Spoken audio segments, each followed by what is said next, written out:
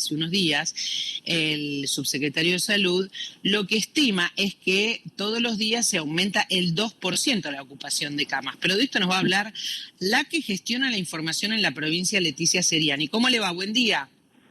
Hola, ¿qué tal? Buenos días, ¿cómo están?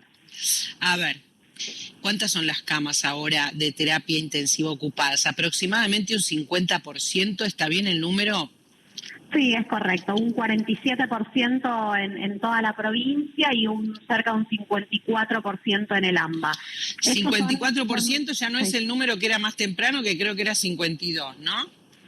Exacto, sí. Igualmente es lo que nosotros miramos por lo general no es el comportamiento diario, si bien se hace un monitoreo cotidiano, digamos, de las camas, sino cómo viene la curva, que es lo que importa, porque puede haber una subida y una bajada en ese porcentaje de ocupación, que también tiene que ver, no sé, ayer, por ejemplo, se incorporaron nuevas camas de cuidados intensivos y eso hizo que el porcentaje de ocupación baje porque hay más camas disponibles. Entonces, más que seguir el día a día, lo que hay que mirar es cómo viene la curva y la curva efectivamente viene en aumento.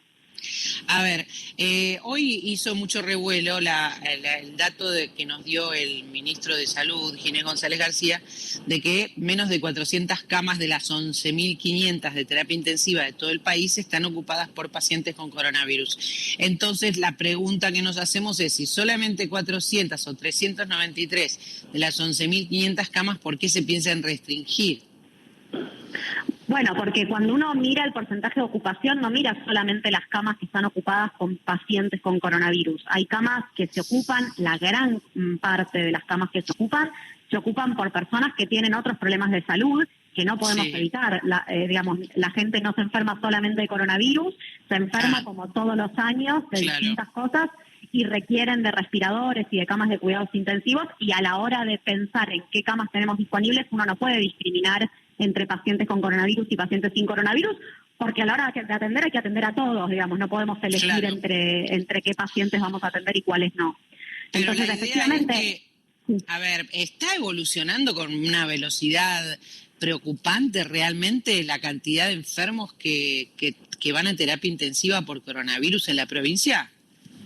Sí, efectivamente, lo que nosotros vemos es esa curva que viene ascendiendo y que además, si ese número uno lo cruza con cómo se viene comportando la curva de los contagios y vemos que todos los días crecen más las personas que se contagian, eso es lo que también a uno le permite hacer algunas proyecciones que ponen, digamos, en alarma la situación del sistema de salud y que nos permiten pensar que en un tiempo más la capacidad del sistema de salud puede verse superada o saturada y no va a haber camas disponibles para las personas que lo necesiten.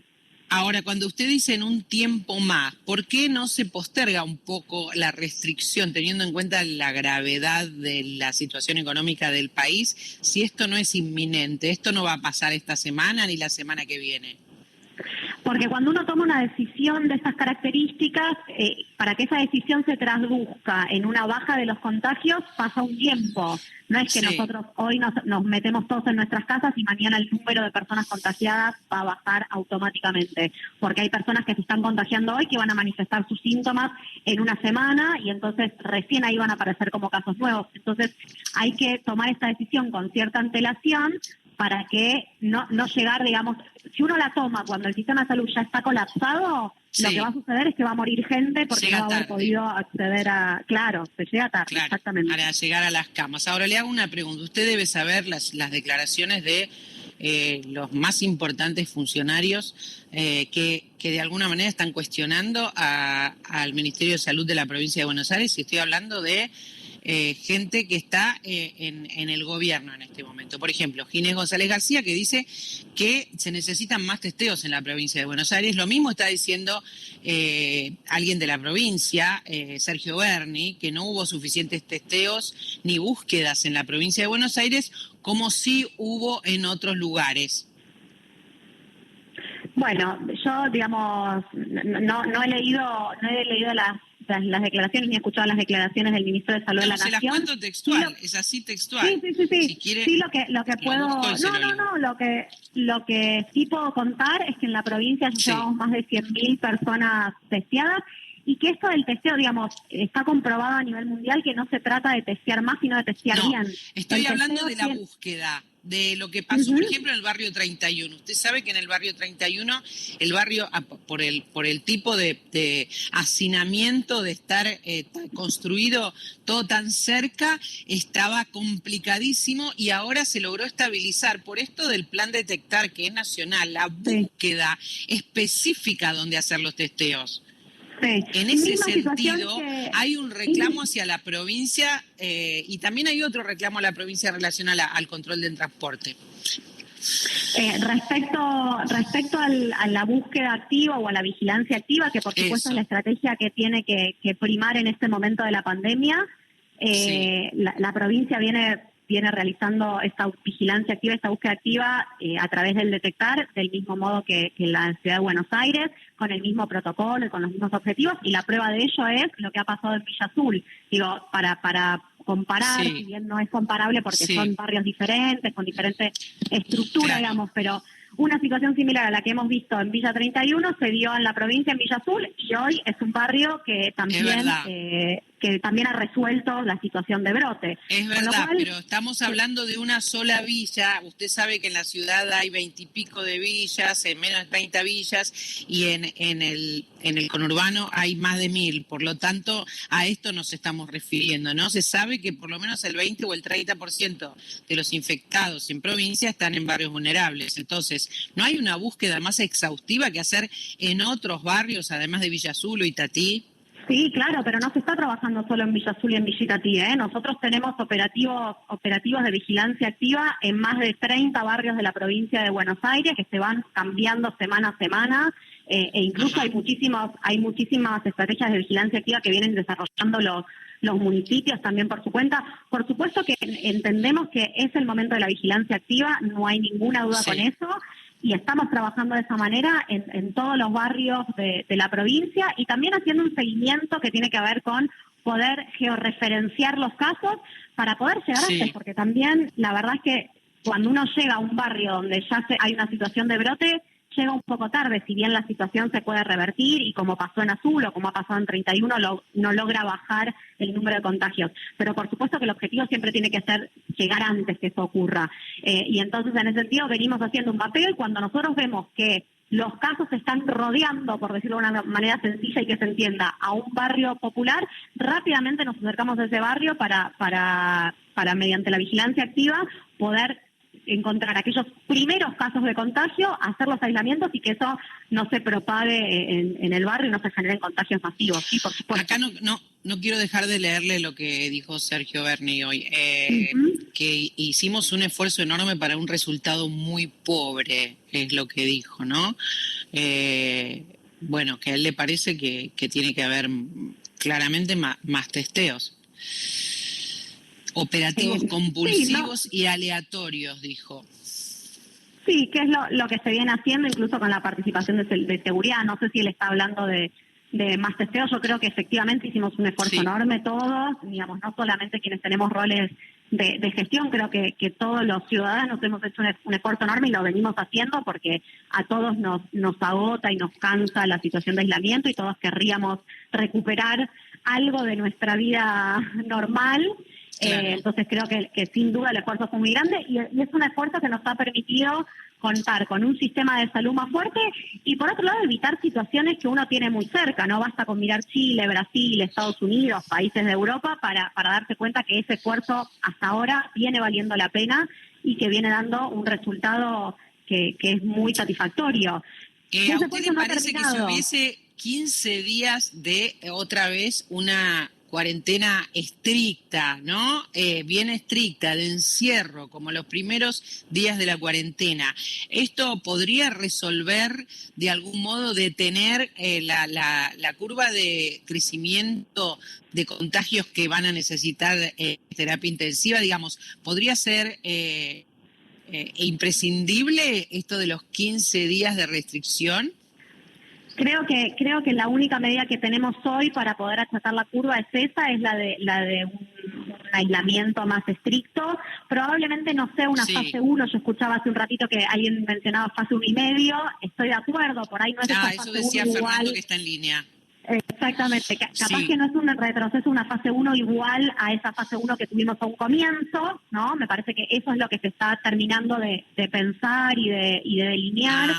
A qué situación volvemos, pero sin duda lo que es necesario ahora es cortar la circulación del virus, y para cortar la circulación es necesario el aislamiento. Sí. Pero estamos en aislamiento. ¿A qué se refiere? Para cortar la circulación es necesario el aislamiento, lo estamos escuchando hace 96 días. No, bueno, pero ese aislamiento ha tenido avances y muchísimas actividades que en un primer momento no estaban habilitadas, hoy lo están. Entonces, volver a un aislamiento más estricto. Entonces, para cortar, digamos, un aislamiento más estricto, ¿a eso se refiere? Exactamente, un aislamiento más estricto para que baje la circulación. Porque si bien hoy estamos todavía, como vos bien mencionabas, en aislamiento, lo que uno observa es que la circulación de gente ha crecido, ¿no? Hay más gente circulando, hay más gente que sale a la calle, hay más gente que usa el transporte público, hay más gente incluso hasta hay más gente que hace reuniones o actividades que no están habilitadas. Entonces, eso es lo que tenemos que lograr cortar para que la curva pueda aplanarse y podamos volver a pensar en habilitar nuevas actividades más adelante. Estamos conversando con la que se ocupa de la gestión de información en el Ministerio de Salud de la provincia, Leticia Seriani. Fernando, vos hablabas y ella justamente nombró el dato que vos diste de fase 1,5. ¿A qué te referías? ¿Cómo es 1,5? No, bueno, 1,5 porque no sea estrictamente una fase 1 y que no se restrinjan todas las actividades que estaban restringidas antes y que se fueron habilitando. Yo quería preguntarte, Leticia, justamente, ¿qué actividades pueden ser claves para bajar la circulación en el transporte público y para lograr un efecto positivo, digamos, sobre el crecimiento de los contagios? Yo creo que en primer lugar aquellas actividades, bueno, obviamente todo lo que tiene que ver con actividades recreativas, de esparcimiento o deportivas, que son actividades que no son esenciales, y entonces me parece que eso en primer lugar es lo que habría que restringir, pero creo que se debería extender también hacia algunas actividades comerciales. Por supuesto no aquellas esenciales, la que tiene que ver con la alimentación, con los medicamentos, digamos, por supuesto que eso tiene que seguir funcionando. Y tal vez la diferencia con esa fase 1 tiene que ver con algunas actividades que en ese primer momento no estaban exceptuadas y no podían realizarse, y que tal vez en este contexto sí se puedan realizar. Yo pienso, digamos, no sé si esto finalmente va a ser así, porque es algo que se está conversando y que se tiene que consensuar entre las 3 jurisdicciones, ¿no? Pero yo puedo imaginar una situación donde los bancos puedan de alguna manera, con alguna modalidad muy controlada, seguir funcionando, digamos, como algunas actividades que en un primer momento no estaban permitidas, que por ahí en este retroceso podríamos analizar, digamos, cómo nos va con esas actividades aún en funcionamiento. A ver, hay cosas que no termino de entender y esto es lo siguiente. Para que haya restricción de circulación, usted lo que dice es actividades, por ejemplo, actividades industriales en en conurbano y comercios en la capital se tienen que restringir, que es la actividad productiva, es así. Industrias en el Gran Buenos Aires y comercios en la ciudad, según su criterio. Sí, las actividades comerciales, su gran mayoría, digamos, si estamos hablando de retroceder una fase 1, la gran mayoría de las actividades comerciales deberían restringirse justamente para poder garantizar que el aislamiento sea efectivo. Lo que ha sucedido es que la mayoría de la gente que se traslada hoy lo hace para ir a trabajar. Entonces, en la medida en que no estén efectuadas esas actividades, vamos a bajar la circulación de gente. Y en el caso de las industriales, o sea, las fábricas que están trabajando. Las industrias en la provincia están trabajando efectivamente, y probablemente si se retrocede de fase, también deberían ser actividades que vuelvan a estar restringidas. Sí, pero la última. También, iba a marcar una diferencia. Digo, ojo que la provincia de Buenos Aires es muy grande y hay municipios que no van. Claro, exactamente. Estamos hablando de Lampa. Sí. Ajá, a eso debería restringirse, las comerciales e industriales. Sí, probablemente todas ellas. También se puede, por eso yo a ver, tanto ciudad como la provincia, como nación, estamos de acuerdo en el diagnóstico. Entendemos que es el momento de poner un freno para no llegar a esa situación de saturación. En eso estamos todos de acuerdo. Lo que estamos terminando de consensuar y de diagramar es cómo y cuándo se va a implementar esa decisión. Entonces, todas estas son opiniones que yo doy y es el análisis que nosotros hacemos de la provincia, que no necesariamente quiere decir que finalmente va a resultar en esto, ¿no? Correcto. La última, le pregunto y no la molesto más. Usted dijo que lo primero que tiene que suspenderse son las actividades recreativas. ¿Por qué hay que suspender las actividades creativas si no andan en transporte público, quienes salen a andar en bicicleta, quienes salen con sus hijos a dar una vuelta, o van a la plaza, o van a hacer ejercicio físico? Bueno, primero porque los contagios no se producen únicamente en el transporte público. Pero la mayoría son en transporte público, lo dicen todos los especialistas, y no al aire libre, sino estar 15 minutos en un lugar, por lo menos con poca distancia social. Sí, por supuesto que los lugares cerrados son lugares que favorecen mucho más al contagio que los lugares abiertos, pero básicamente tiene que ver con la idea de aquellas actividades que no son esenciales para la subsistencia. Pero ¿por qué si no precisan transporte, si no precisan circulación, si uno va caminando? Claro, eso pero es lo que no termino de comprender. Eso no quiere decir que en esa situación uno no se esté exponiendo. Digamos, que no use transporte no quiere decir que esté libre de contagiarse de coronavirus. Por supuesto que los espacios cerrados son mucho más propensos a que esto suceda, pero no es que en los espacios abiertos no hay contagio. Cualquier situación que reúna gente es un lugar donde puede ocurrir un contagio. Si la gente está con una distancia social al aire libre, no hay contagio. No comprendo bien por qué se van a eliminar las salidas con los chicos que son vitales, por ejemplo. No, igual insisto con esto. Yo no estoy diciendo que se vayan a eliminar. Estoy diciendo cuál es el análisis que hacemos lo que desde usted la piensa, provincia. lo piensa la gente de la provincia en general, lo piensa también Creplac, lo piensa Goyán, por eso se lo estoy preguntando. Bueno, porque en realidad, a ver, el análisis que nosotros hacemos es, si se trata de restringir actividades, empecemos por restringir aquellas que no son vitales para la subsistencia. Creo que... Pero estamos hablando... es el cuento de la buena pipa esto. Yo le entiendo lo que dice, pero lo dice más para dar el ejemplo, Leticia, porque en realidad para dar el ejemplo? Es simplemente simbólico. No, para nada, no es simbólico, no. De hecho, tenemos la mayoría de los contagios que se han dado, las situaciones de brote que se han dado en el interior de la provincia de Buenos Aires han sido por actividades sociales y no por transporte público. Sí, pero en las casas, adentro, en cumpleaños, en asados, en casamientos, no al aire libre. Por eso le pregunto, las recreativas al aire libre, que se mantienen con distancia social... Hay otra situación que también, colabora en pensar que hay que restringir esas actividades, que tiene que ver con que si una persona, por ejemplo, si una persona ha salido a correr, por supuesto que la actividad en sí misma de correr no es una actividad de riesgo, y mucho menos el correr al aire libre. Estoy totalmente de acuerdo con vos, sería muy necio de mi parte afirmar lo contrario. Ahora, si una persona que ha salido a correr mañana se contagia en otro lado, digamos, porque no se contagia al aire libre, se contagia en otro lado, y hay que rastrear a los contactos de esa persona que salió a correr. ¿Cómo haríamos para poder ubicar a todas esas personas que fueron a correr ese día a ese lugar y que estuvieron en contacto con esa persona, por ejemplo? Está bien, digamos, son actividades... Entiendo, pero creo que no habría ni siquiera que rastrearlos porque estamos hablando del aire libre. Pero no podemos, esto es estamos discutiendo algo realmente incomprensible a mi criterio, porque estamos hablando del aire libre y yo no pensaba en los runners a quienes les echan la culpa de todo, sino que pensaba en los chicos que dan la vuelta a manzana o van a la plaza con los papás a correr y que no realmente lo necesitan, y me parece contraproducente también para el estado de ánimo y para el crecimiento de estos chicos, que van a quedar muchos con algún tipo de trauma de tantos meses de no poder salir. Pero bueno, igual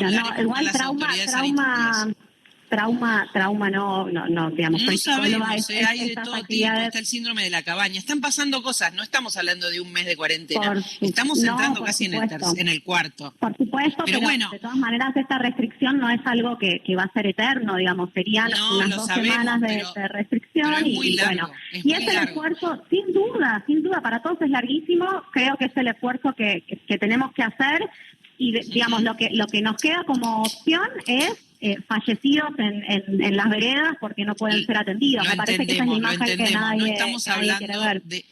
En mi caso no estoy hablando de nada que pueda producir más fallecidos, pero como esta discusión hay que tenerla, o en todo caso esta charla con las autoridades sanitarias, yo le agradezco un montón que haya conversado con nosotros porque nos pasa los datos y nos dice lo que va a venir, y nos pareció súper importante su palabra. Leticia, gracias por hablar con CNN Radio. Gracias a ustedes por la comunicación. Un abrazo. Gracias. Leticia Seriani, que muy amablemente nos atendió y gestiona la información del Ministerio de Salud de la provincia de Buenos Aires.